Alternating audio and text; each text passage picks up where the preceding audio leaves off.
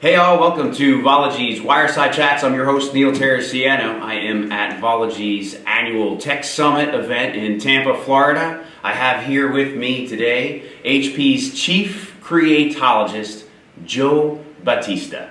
Joe, thank you very much for coming. So if you could just help us out a little bit on understanding how you got the title Chief Creatologist, and are there any other little creatologists running around at HP that make you the chief? Yeah, that's great. By the way, thank you for having me. I really appreciate the opportunity. Actually, it was in 1996. Our VP at the time, I was on his staff, and I would come up with these ideas, out-of-the-box ideas. And being a very jovial Italian kind of guy, he goes, hey, we're going to call you the Creatologist. And lo and behold, that whole brand is kind of stuck. And it's all within the spirit of Bill and Dave. The way we're called Hewlett-Packard is they flipped a coin, and you know, we decided to name it Hewlett rather than Packard. If we flipped it the other way, it could have been Packard rather than Hewlett. But you know, two guys in a garage, they started their business back in 1939, and that whole mantra, that brand of HP Invent, and I'm just really a manifestation of the HP Invent brand. So my job basically is very easy. I work directly with customers to help them understand how to leverage IT technology for innovation. How can we use technology to change the game? So you've got probably, I would say, one of the most stimulating or interesting roles at HP. Do you have any other creatologists that would make you the chief? So HP operates in 170 countries, right? We're the largest IT organization in the world. We spend the same amount in R&D that American Outfitters does in sales. American Outfitters is a Fortune 651 company. We spend over $3.7 billion in R&D. We've been in the top 20s in patent portfolios. And really, it's really not about Joe Batista's creatology. There is a world of what I call assets inside the company, smart people, and the question becomes, is how do you create this concept called alignment of interest and align those assets to the business outcome that the customer wants to create to change the game. One of the things that all of the audience would be very interested in getting to know is what kinds of projects a creatologist would be involved in. What do you specifically contribute to HP? That's a great question. So really it starts with the business conversation. It really has nothing to do with technology. And the focal point, Neal, is use cases. Can we figure out the use case? So if I am a data-driven organization, like a LexisNexis or an IRR, and I have data, how can I create an adjunct revenue stream from my data? Or if I'm a consumer product packaging company and I have a huge e-commerce presence, how can I create more customer intimacy using my multi-channel capabilities, either through a high touch point, through my channel, through social media, through click streams on the website? How can I now migrate my agenda to a digital enterprise? What's that really look like? So there's these fundamental business questions and use cases, and from that acts as the thesis by which we now can understand. It says, okay, now what assets do we have inside HP that can unleash on that? So let me give you an example. Okay, a large government institution who is concerned about food safety in this country. Okay, and if you remember, in 2009 we had the peanut butter recall. So the big question becomes, do I recall peanut butter? Here's the business context. Do I recall peanut butter across the whole country because the supply chain has been compromised, but we don't know where it's been compromised?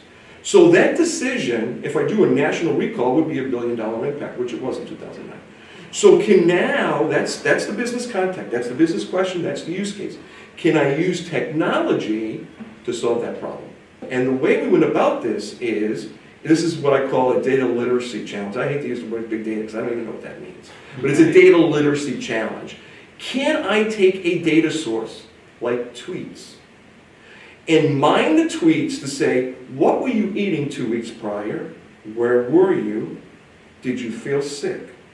And lo and behold, if you mine the tweets, you get some really interesting insights about where you should be doing that product recall. From that exercise, we created a product called the Pulse, which you can go up on Google and check it out, which is the ability to ingest in real time tweets and do some analytical inferencing around it. Very, very cool project, yes. And these ideas don't just stay in the ether space as hey, we're vision casters, but we don't really execute on the ideas. We start by focusing on the peanut butter problem, right? Correct. And then we're able to expound from there. I find that incredibly interesting. Any other projects? Yeah, so another really cool one, I remember the whole conversation back in Charlotte, North Carolina with NASCAR. So the question becomes, how can I use technology to re-engage the fan at the track, at home, following a brand like a particular driver? Now, one of the interesting ones was when you're at the track, we created some technology called the wall, which is at the track, and what happens is we're listening to the tweets that the fans are doing, we're listening to the broadcast, which is another data source, TV broadcast like an ESPN, and we're coordinating all those inputs, and based upon what's happening at the track and the what I call the clatter that's coming from broadcast TV, that's coming from tweets, we're now presenting on the track through what they call the wall, a whole different experience. So it could be that we just had a crash, and then now there's a tweet, the tire flew off, it got some people injured, the NASCAR brand is responding, everybody's okay, here's an update, da-da-da-da. So it's really cool once you understand the business question and the use case, and then you can begin to figure out what the technology execution is. What, from my perspective, is viewed as chaos. Somehow we're creating order, right? Exactly. I mean, it's absolutely amazing to create almost a level of intelligence that can extract something meaningful that otherwise appears to be meaningless.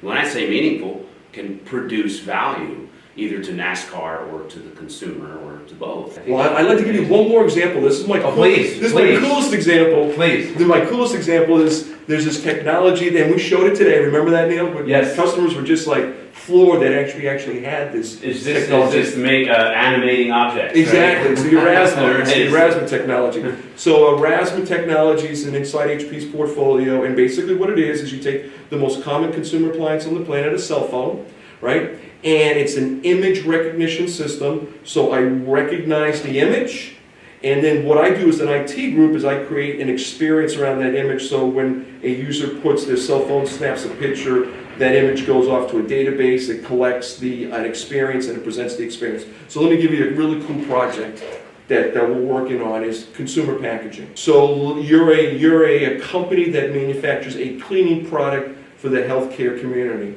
And the way this product is administered is you need to follow those instructions to the T, which by the way are printed on the bottle and very small. So if you need glasses, you need to put on your glasses. And it's very detailed. And you need to do that so it doesn't compromise the performance of your product.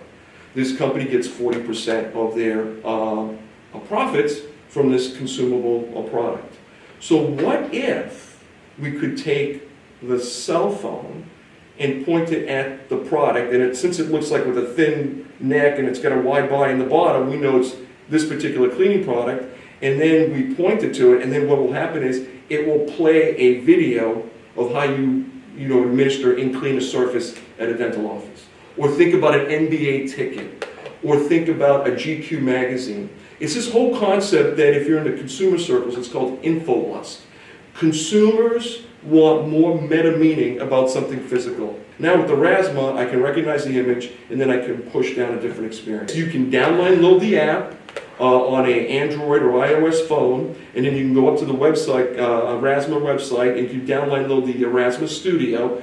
You take a picture of the object, and then you build an experience around it, and then once anybody points their Rasma smartphone to it, they get a whole different experience. This is like total recall here. So I'm able to actually point my camera on my smartphone Correct. to a object that it knows exists, right? Correct. So it has to be able to recognize the object. Correct.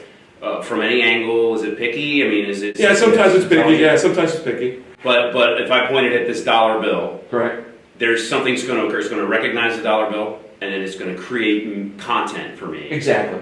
And this is very interesting. This is very exciting. So first of all, let's tell the audience how to spell it so they can download this. Oh, that's a great question. So let me look. It's A-U. Hold on. A-U-R-A-S-M-A.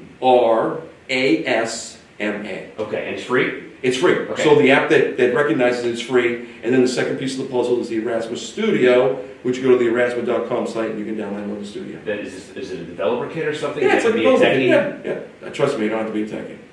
Okay, folks, you heard it. Download the app Erasmus and check it out. This is, I think, one of the many, many innovations that HP is a part of. And I think thanks to the genius of the Chief Creatologist over at HP. Sorry, I know you're a modest guy, sure, but I absolutely appreciate it. It's been very, very interesting for us.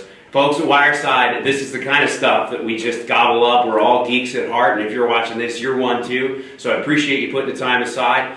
Until then, I'll see you on the Wireside. Any other little creatologists running around at HP that make you the chief? Yeah, that's great. By the way, thank you for having me. I really appreciate the opportunity. Actually, it was in 1996. Our VP at the time, I was on his staff, and I would come up with these ideas, out-of-the-box ideas.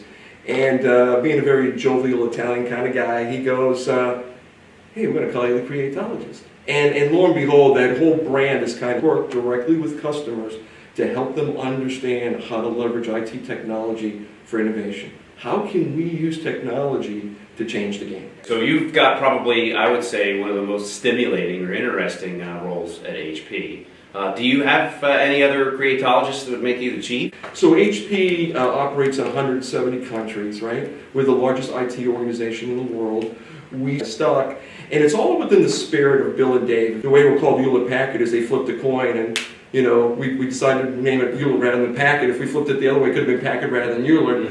But, you know, two guys in a garage, they started their business back in 1939, and that whole mantra, that brand of HP Invent, and I'm just really a manifestation of the HP Invent brand. So my job basically is very easy. I spend the same amount in R&D that American Outfitters does in sales. American Outfitters is a Fortune 651 company. We spend over $3.7 billion in R&D. We've been in the top 20s in patent portfolios. And really, it's really not about Joe Batista's Creatology. There is a world of what I call assets inside the company, smart people. Hey all, welcome to Vology's Wireside Chats. I'm your host, Neal Terracciano. I am at Vology's annual Tech Summit event in Tampa, Florida. I have here with me today HP's Chief Creatologist, Joe Batista. Joe, thank you very much for coming. So if you could just help us out a little bit on understanding how you got the title Chief Creatologist, and are there any